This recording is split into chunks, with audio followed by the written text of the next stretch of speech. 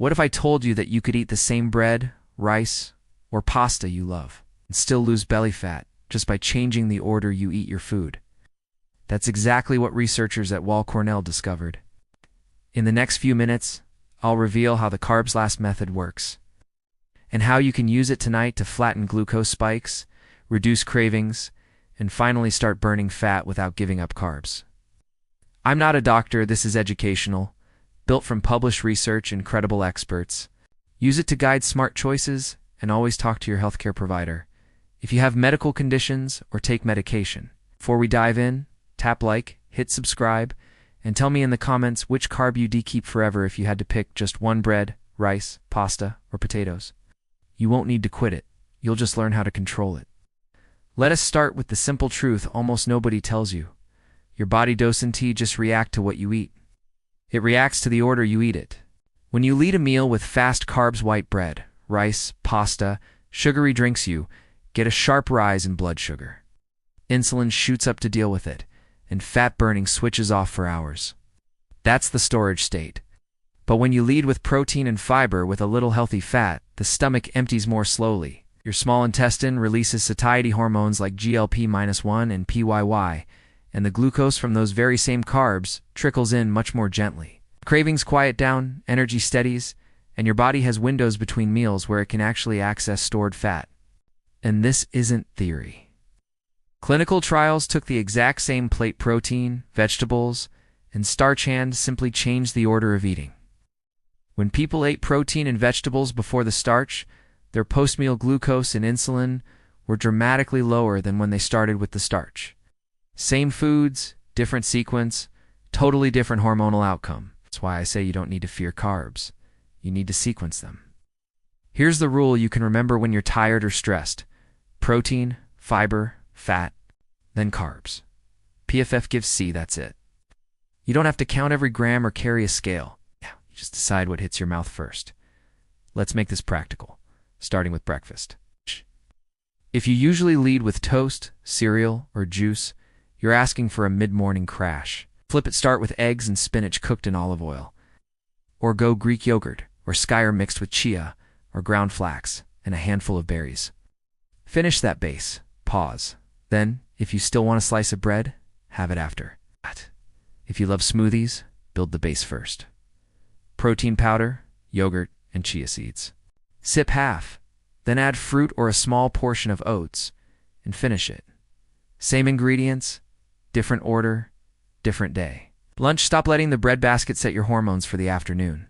Ask for a side salad dressed with olive oil and lemon, plus your protein: chicken, tuna, eggs, cottage cheese, tofu, tempeh first. Eat that calmly, then move on to rice, potatoes, or a wrap. You'll notice you don't need the 3 p.m. snack, just to stay awake. Your brain stays clear, and your energy doesn't fall off a cliff. Dinner is the highest leverage place to use carbs last, because insulin sensitivity naturally dips in the evening. Lead with vegetables and protein. Think roasted broccoli and salmon with a drizzle of olive oil. Think tofu and mushrooms with a big pile of greens. Eat that foundation completely. Take a breath. Then enjoy your pasta, rice, or potatoes. You're not banning carbs, you're giving your body the sequence it understands best. If you cook at home, plate in 2 waves. Wave 1 is the PFF base: protein, vegetables, a little healthy fat. Wave 2 is your starch. That physical separation makes the habit automatic. If you're eating out, ask the server to bring salad or protein first and the bread later. It sounds small, but it's the difference between I can control myself around bread and bread isn't a big deal anymore. Now, let's layer in a multiplier. After your main meal, especially after the carb portion, take a short walk. 2 to 10 minutes is enough. Hallway laps count. That gentle movement acts like a glucose sponge, pulling sugar into active muscle while insulin stays modest. The combo of carbs last plus a short walk is ridiculously effective, and you'll feel the difference the very next day. You might be thinking, do I have to do this at every meal forever? No. Even once a day helps, and dinner is the best place to start. But the more often you do it, the more you'll notice steadier energy, fewer cravings, and an easier time leaning out without food anxiety. What if I train in the evening? Don't I need carbs first? If your workout is truly intense and late, Fuel matters, but you still don't need to lead with a bread basket. Have your PFF base first, protein and vegetables. A little fat, then place your starch closer to, or just after training when your muscles are primed to soak it up. Performance stays high, and the carbs go where you want them to go. What if I'm vegan or vegetarian? The flow is exactly the same. Build your base with tofu, tempeh, edamame, seitan, lentils, chickpeas, or a high-protein soy or pea yogurt. Add olive oil, avocado, tahini, or nuts for that gentle fat. Eat that first, then your rice, bread, or pasta. Same rule, different ingredients. What if I only want a carb snack? Put a PFF buffer in front of it.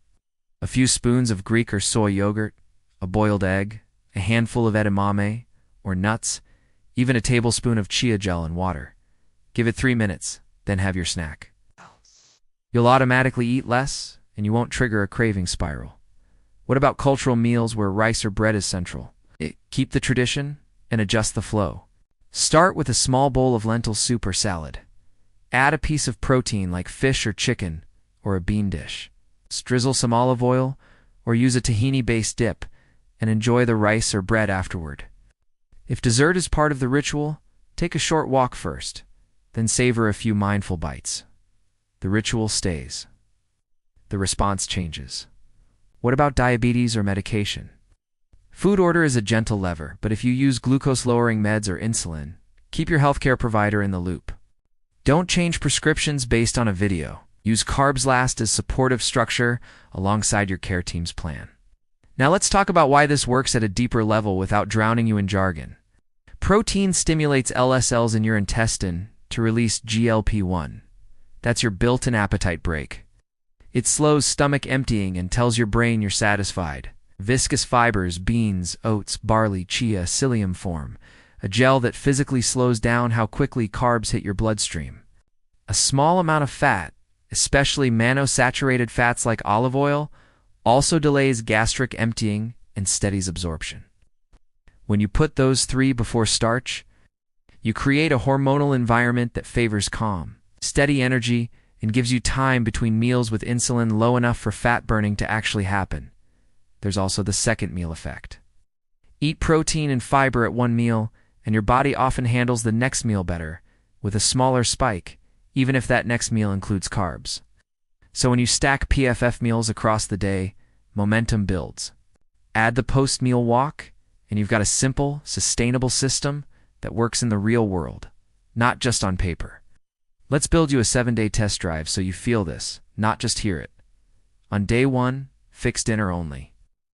Lead with your protein and 2 vegetables. Make sure there's a drizzle of olive oil or some avocado in there. Finish that and then have a smaller portion of your starch. After you set your fork down, take a 5 to 10 minute walk. Notice how you feel later that evening. Most people report fewer cravings and better sleep on night 1. On day 2, bring the method to lunch. Start with salad or soup, plus protein, then move to the starch. Keep that short walk. Doesn't need to be perfect, it just needs to happen. On day 3, change breakfast order. If you normally do toast and jam, start with eggs and vegetables and have the toast at the end. If you do yogurt and granola, eat the yogurt with chia first and sprinkle a small amount of granola after. If you love oats, add a scoop of protein powder and chia, eat half, then swirl in fruit and finish it. On day 4, test a restaurant. Ask for salad or protein first, bread later. ULL realize how much of that old I can't stop eating bread feeling was sequencing, not willpower. On day 5, add a fiber booster to reinforce the effect. Beans at lunch, a half cup of lentils with dinner, or a tablespoon of psyllium in water before your biggest meal. Your body will process the carbs more gracefully. On day 6, double down on movement. Commit to 2 mini walks of 5 minutes each after lunch and dinner. Set a timer. Walk the hallway.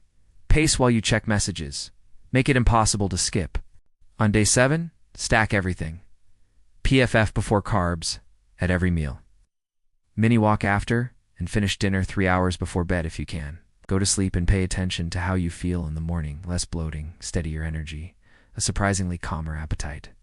And for many people, the scale finally cooperating. A few extra tricks make this stick. Plate your PFF base separately so you're not nibbling carbs while building the foundation. If the family wants bread on the table, that's fine. Your first bites are still protein and vegetables. If dessert is a non-negotiable, preload with a little yogurt or cheese, take a short walk, then enjoy a few bites. You'll want less and enjoy it more. If hunger sneaks in between meals, don't white-knuckle it. Have a mini PFF snack first and push any starch to the end. If you miss a meal or the order gets flipped because life happens, you didn't fail. Reset at the next meal. This is a pattern, not a prison. Let's zoom out. Most people try to beat their biology with willpower. Cut carbs, last a week, then rebound hard. The Carbs-Last Method works with your biology. You keep the foods you love. You shift the sequence. You get the satiety signal first, the glucose control first, calm first, so that by the time your carbs arrive, your body is ready for them. That's sustainable. That's how you stop dieting and start managing your metabolism. Here's your one-line mantra: protein, fiber, fat first, carbs last, then a short walk. Say it while you plate your food. Say it when the bread basket arrives. Say it before breakfast when you reach for cereal. You're not quitting carbs, you're controlling the order so insulin stays low enough, long enough for fat burning to actually happen. If this helped, hit like. Make sure you're subscribed for weekly metabolism smart strategies. And tell me in the comments which meal you're going to fix: first breakfast, lunch, or dinner.